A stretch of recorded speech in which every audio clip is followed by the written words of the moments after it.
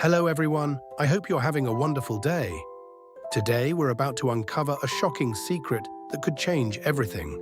Just as the CEO's father finally regains consciousness, he discovers that the real threat to his family and company has been hiding in plain sight. Unable to speak, can he warn Tieu Lac before it's too late? And will the CEO return in time to uncover the conspiracy before he loses both his company and the people he loves?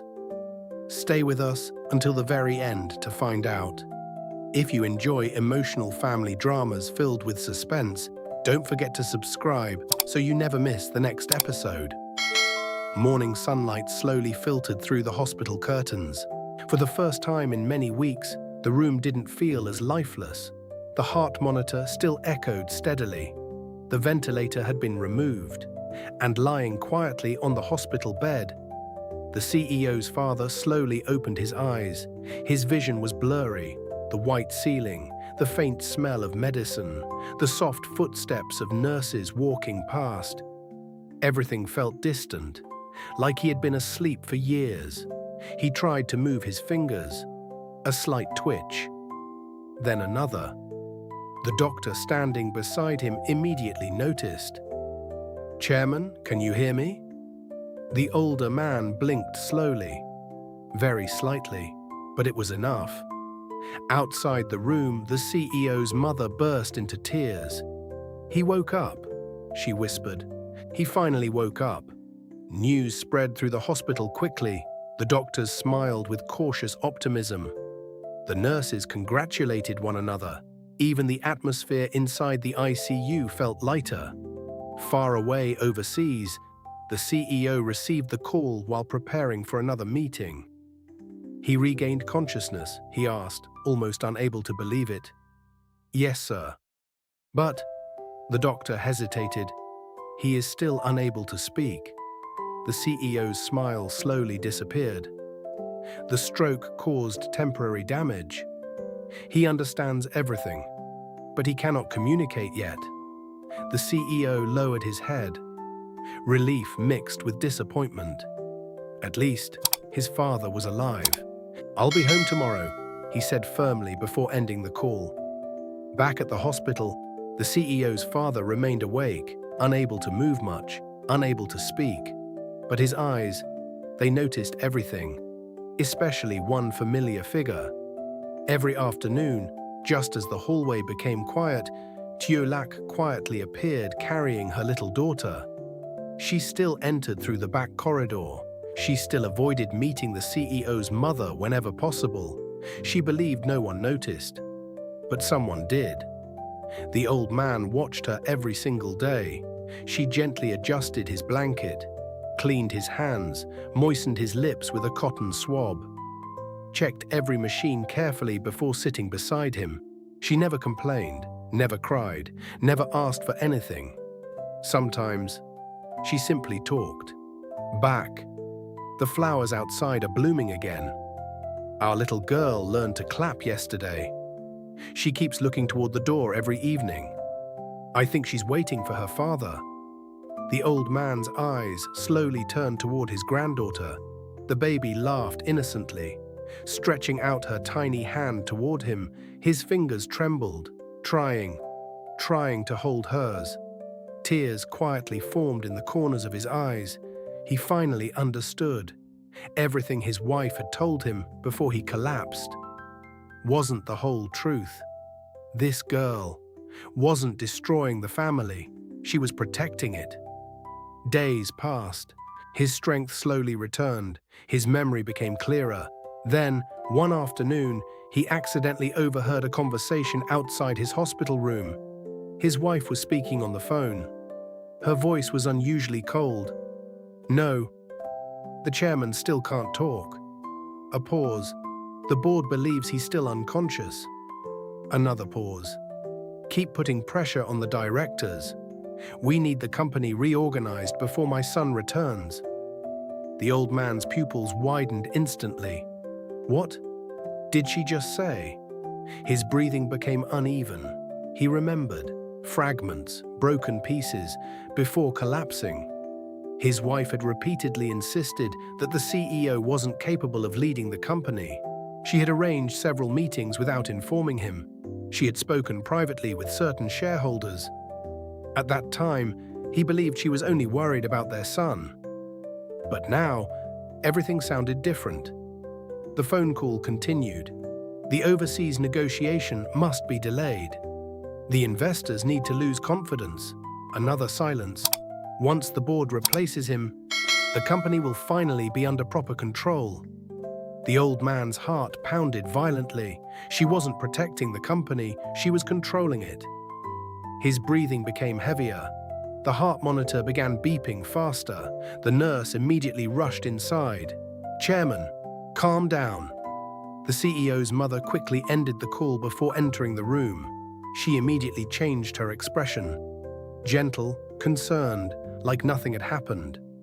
"You're awake." She smiled softly. The old man stared directly into her eyes, long, silent. He wanted to ask, why? Why would she do this? Why would she destroy the future their son had worked so hard to build? He tried opening his mouth. Nothing.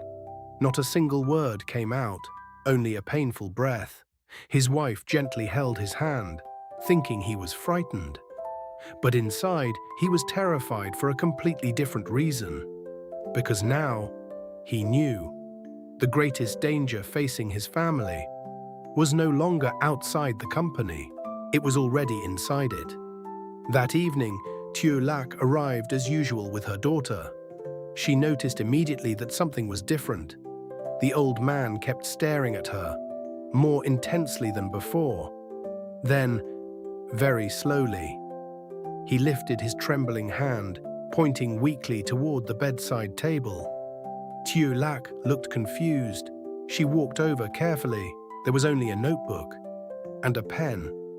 She placed the pen into his hand. The old man struggled desperately. His entire arm trembled. His fingers barely obeyed him. Slowly, painfully, he wrote only 2 crooked words. "Save." Then, his hand froze. The pen slipped onto the bed. The second word remained unfinished. Only a shaky letter. Before Tieu Lac could understand, doctors rushed into the room again. His blood pressure had suddenly risen. The notebook fell to the floor. The unfinished message remained there. And Tieu Lac had no idea that those 2 incomplete words were the first warning about a conspiracy that could destroy both the CEO and everything he had spent his life building. The notebook remained on the floor. No one noticed it, not the doctors, not the nurses, not even Tieu Lac, because at that moment, everyone's attention was fixed on the CEO's father. His blood pressure had risen sharply. The monitor sounded continuously. Doctors surrounded the bed once again. "Please step outside." Tieu Lac immediately picked up her daughter and quietly left the room. Standing outside the ICU, she held the baby tightly. Her mind kept replaying the same scene. Why had he suddenly looked at her like that? Why had he struggled so desperately to write? And most importantly, what was the unfinished message? Back inside the room, the CEO's father slowly stabilized again. The doctor checked his condition carefully. "Don't force yourself to communicate. You need time." But only he knew. Time was exactly what he didn't have, because every hour he remained silent. The conspiracy moved one step further. Across the city, inside the company headquarters, the atmosphere had become increasingly tense. Several senior directors gathered behind closed doors. Confidential documents were quietly exchanged. Phones rang non-stop. Meetings were held without the CEO's approval. Everything looked perfectly normal, yet everything felt wrong. One director lowered his voice. "The chairman still can't return." Another nodded. "We can't keep waiting." A third man glanced around cautiously. "Mrs. Chairman already spoke to several shareholders.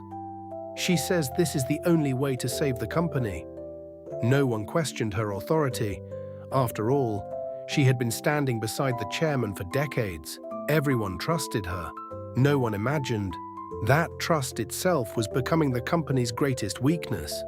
Meanwhile, overseas, the CEO had finally signed the last agreement with his foreign partners. Normally, this success would have made him smile. Today, it didn't. His heart remained restless. Since the night his daughter was hospitalized, something inside him had never calmed down. He looked at the family photo saved on his phone. Tieu Lac, their little girl, his father, taken before everything began falling apart. "I'll be home," he whispered to himself, back at the hospital. The CEO's mother quietly entered her husband's room after visiting hours. She believed he was asleep. "You've always been too soft," she murmured while adjusting his blanket. "Our son doesn't understand this world. He only follows his heart." A long silence followed. "I'll do what you never could. I'll protect this family." The old man's eyes remained closed, but inside, every word cut deeper. Protect? Was destroying their son's future really protection? He wanted to shake his head. He wanted to shout. He wanted to stop her, but his body refused to obey. The next morning, Tieu Lac returned as usual. She noticed something unusual immediately. The notebook had been placed neatly beside the bed. She frowned slightly. She clearly remembered it had fallen yesterday. Curious, she opened it.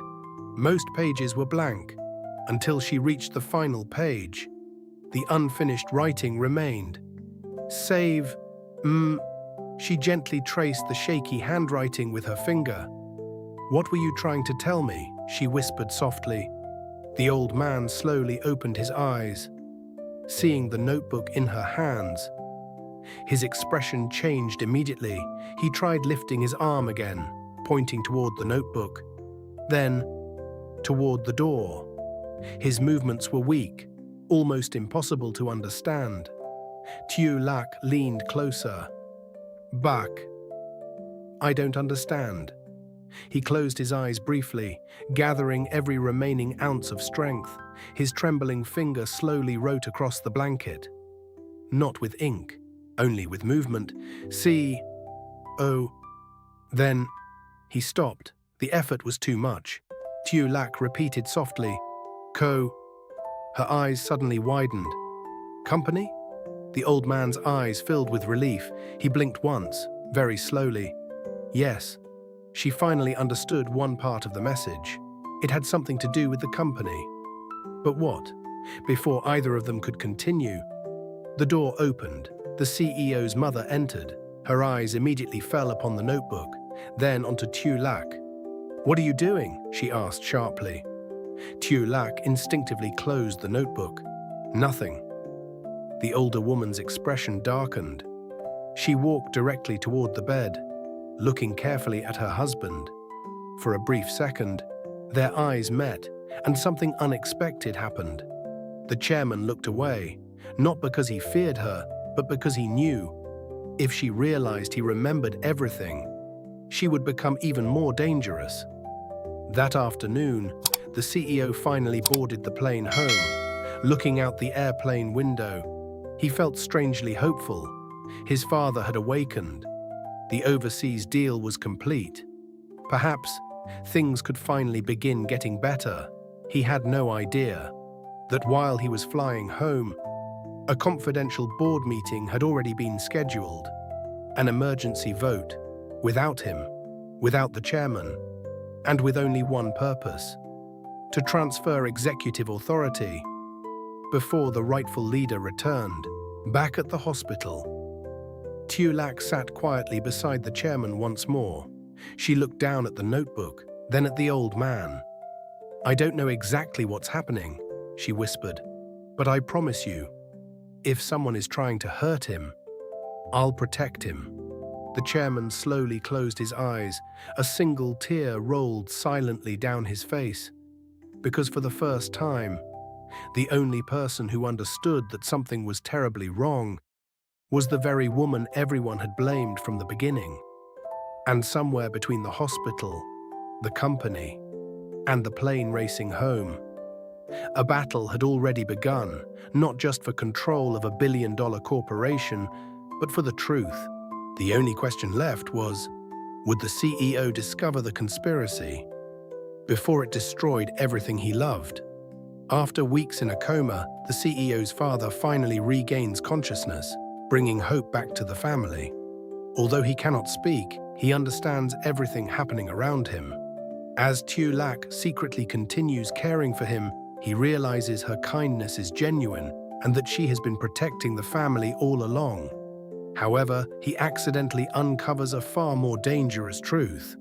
His own wife has been secretly manipulating the company, influencing the board of directors, and plotting to seize control while the CEO is overseas. Desperate to warn someone, he struggles to write a message for Tieu Lac, but his weakened body fails before he can reveal the full truth. Meanwhile, the CEO rushes home, unaware that an emergency board meeting has already been arranged. Will he uncover the conspiracy before he loses both his company and his family forever?